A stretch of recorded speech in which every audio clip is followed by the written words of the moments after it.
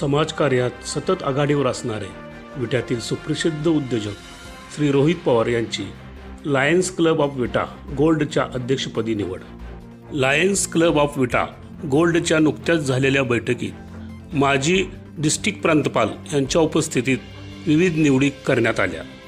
उपाध्यक्षपदी विट्यातील सुप्रसिद्ध डॉक्टर दत्तात्रय भगत, तर खजिनदारपदी प्रगतशील शेतकरी विकास निकम, सेक्रेटरीपदी ज्योती साळुंके मॅडम यांची सर्वानुमते निवड करण्यात आली.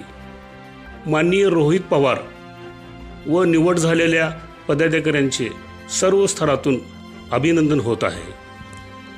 या कार्यक्रमास लायन्स क्लब ऑफ विटा गोल्डचे सर्व सभासद उपस्थित होते.